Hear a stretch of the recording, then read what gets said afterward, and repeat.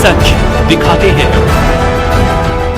Parliament से आया हूं जहां पर हमारे रक्षा मंत्री ने सरकार का पक्ष रखा, लेकिन बिना कोई सवाल लिए वो वहां से चल पड़े और सरकार को जिस प्रकार से देश के सामने इस महत्वपूर्ण घटना पर जो विवरण देना चाहिए था, उस जिम्मेवारी से वो भाग गए। जैसे कि हमको पता है कि 9 दिसंबर 2022 को चीन की सेना ने भारतीय सीमा में घुसने की साजिश की, जिसमें हमारे भारतीय सेनाओं के वीर जवानों ने बहुत ही ताकत और बहुत ही एक साहस के साथ उन्होंने हमारी सीमा की सुरक्षा की। तो मैं सबसे पहले हमारे सेना में उन वीर जवानों के प्रति जो हमारी देश की तरफ से आभार प्रकट करना चाहूंगा और उनको कहना चाहूंगा, ये संदेश देना चाहूंगा आपके द्वारा कि देश हमारे सेना के साथ खड़ा है, देश हमारे सेना को समर्थन कर रहा है और कांग्रेस पार्टी भी हमारी सेना के साथ है।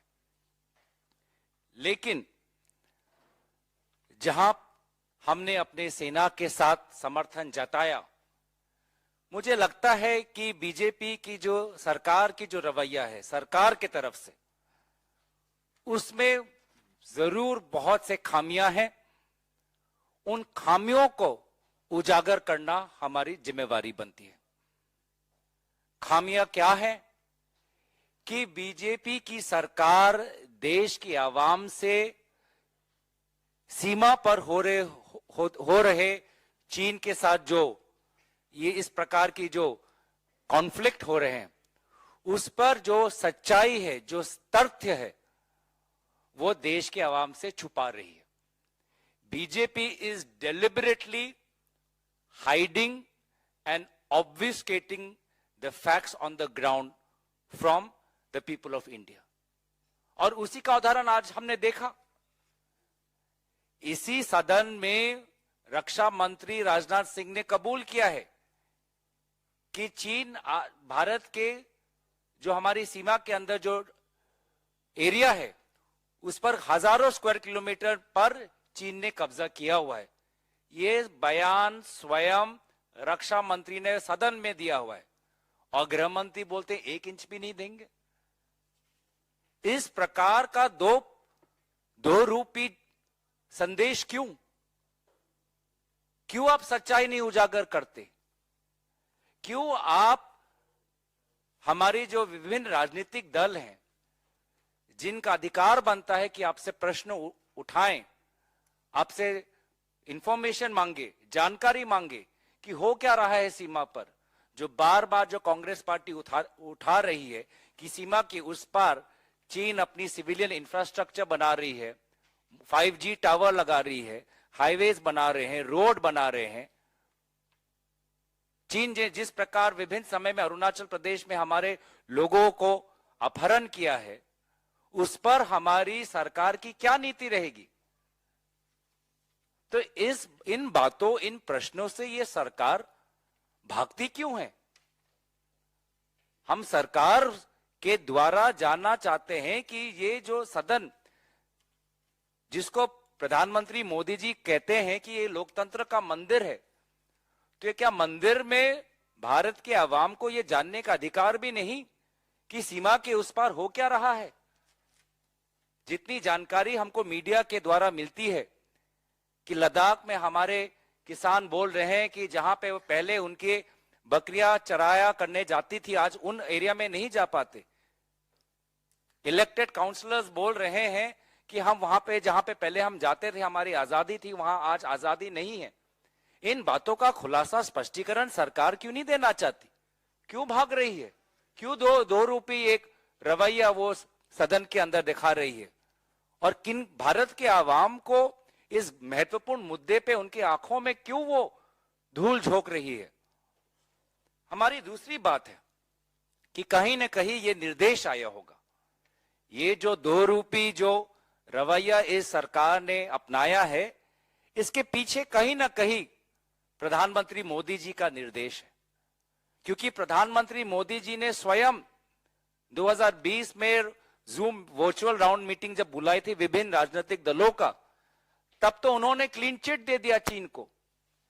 तब तो उन्होंने कह ही दिया कि चीन जो कह रहा है कि वो भारतीय सीमा के अंदर नहीं घुसा है, चीन अपने ही सीमा के अंदर है, प्रधानमंत्री मोदी जी ने तो उसी का समर्थन किया।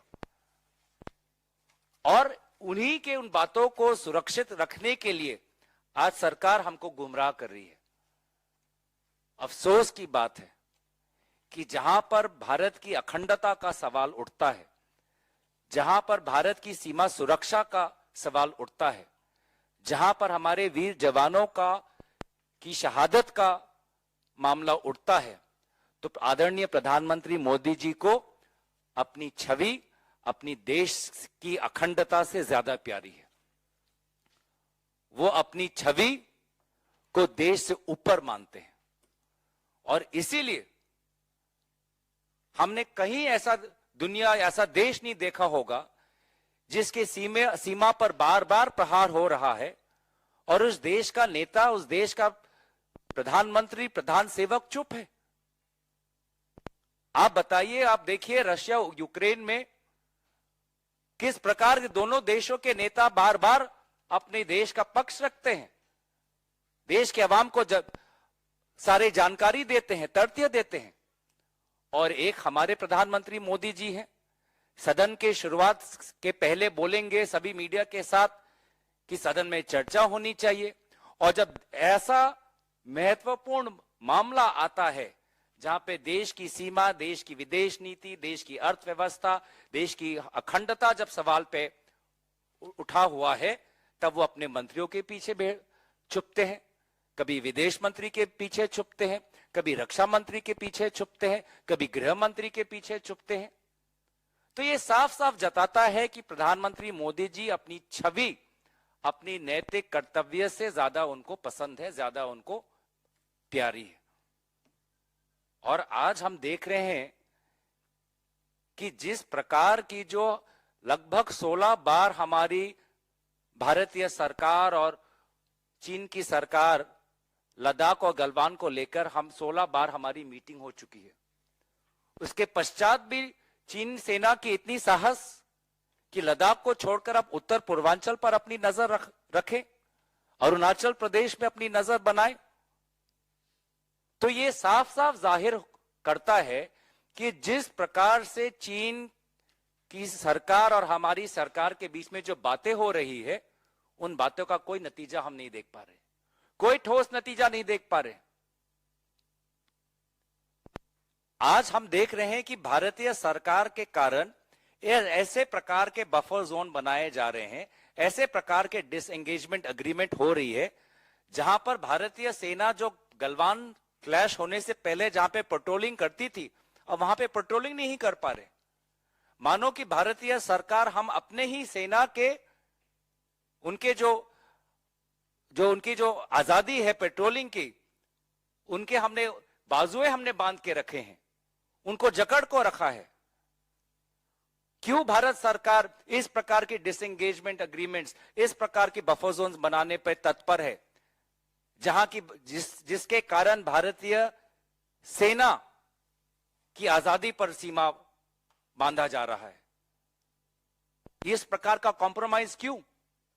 इसीलिए तो चीन को बार बार ये साहस मिल रहा है कि वो अब उत्तर पूर्वांचल में भी इस प्रकार का माहौल बनाए, उसमें भी फिर बाद में डिसएंगेजमेंट अग्रीमेंट होगा, उस पर भी बफर जोन होगा, भारतीय सेना और पीछे हट जाएगी। तो ये सारे डिसएंगेजमेंट अग्रीमेंट और बफर जोन का फायदा किसको मिल रहा है? अंत में चीन को।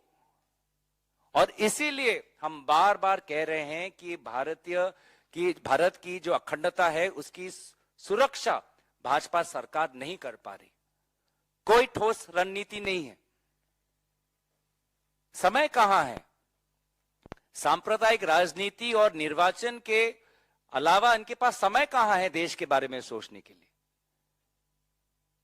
चीन ने हमारे सामने एक समस्या खड़ी कर दी है। पूरी सरकार और सारे दलों को एक साथ कर एक ठोस हमको एक स्ट्रेटेजी बनाना है, रणनीति बनाना है, लेकिन समय कहां है? आज हमारी चीन के साथ जहां पे हम उनकी बायलैटरल ट्रेड बढ़ती जा रही है। आज विदेश मंत्री जयशंकर जी बोलते हैं कि नहीं, जब तक सीमा पर पहले जैसी अवस्था नहीं रहेगी तो भारत और चीन के रिश्तों के बीच में पहले जैसा वातावरण नहीं होगा। तो बार बार बायलैटरल ट्रेड क्यों बढ़ रहा है, जिस बायलैटरल ट्रेड से चीन को ज्यादा फायदा हो रहा है? तो हमारी इकोनॉमिक स्ट्रेटेजी क्या है? आपने चीन के कुछ एप्स को बैन कर दिया, बस जहां पे चीन के कंपनी और इकोनॉमी को इंडिया के इकोनॉमी के साथ ट्रेड करके फायदा हो रहा है, ये इन छोटे छोटे एप्स को बैन करके आप किसको डरा रहे हैं? क्या संदेश जा रहा है देश भारत सरकार से कि जब भी चीन हमारे सीमा पर अपनी आंख उठाएगा तो हम उनके 2-3 एप्स बंद कर देंगे और उनके साथ पहले जैसा हम ट्रेड करते रहेंगे, जिस ट्रेड के द्वारा अरबपति और सबसे अमीरों जो व्यापारी है उनका फायदा हो रहा है। हमारा कोई फायदा नहीं है इसमें। लेकिन भारत सरकार आज चुप्पी बैठी हुई है। भारत सरकार की डिप्लोमेटिक स्ट्रेटेजी क्या है? दक्षिण आसिया में जहां पर हमारे रिश्ते कितने बुलंद थे बांग्लादेश, नेपाल, श्रीलंका के साथ, आज उस दक्षिण आसिया में आज चीन घुस आया है। हमारी ईस्ट एशिया के साथ क्या रणनीति है? हमारी आसियान के साथ क्या रणनीति है? तो डिप्लोमेटिक स्ट्रेटेजी कहां है हमारी? विदेश मंत्री जी तो बातें बहुत अच्छी करते हैं, लेकिन हम नतीजों पे हम ध्यान देते हैं, बातों पर नहीं। हम देख रहे हैं कि दक्षिण आसिया में चीन का प्रभाव बढ़ता जा रहा है। आसियान और ईस्ट एशिया के साथ पहले जैसे हमारे रिश्ते थे, पहले जैसे नहीं रहे, विभिन्न कारणों के कारण। तो अगर भारत को चीन के इस दुस्साहस का अगर जवाब देना है तो भारत को विभिन्न देश के सरकारों के साथ बातचीत करनी पड़ेगी। वो हमको नहीं दिख रहा है। तो कहीं ना कहीं हम देख रहे हैं कि आज सिर्फ ध्यान भटकाने का काम हो रहा है, देश को गुमराह करने का काम हो रहा है, मीडिया का ध्यान इधर और उधर करने का हो रहा है, और जिसके कारण आज एक ऐसी चुनौती हमारे सामने आ चुकी है, जिस चुनौती का उत्तर अगर हम आज नहीं देंगे, मिलकर नहीं देंगे, एक साथ होकर एकजुट होकर नहीं देंगे, तो इसका नतीजा भविष्य में हमको भुगतना पड़ेगा और सारा का सारा जिम्मेवारी प्रधानमंत्री मोदी जी को लेना पड़ेगा।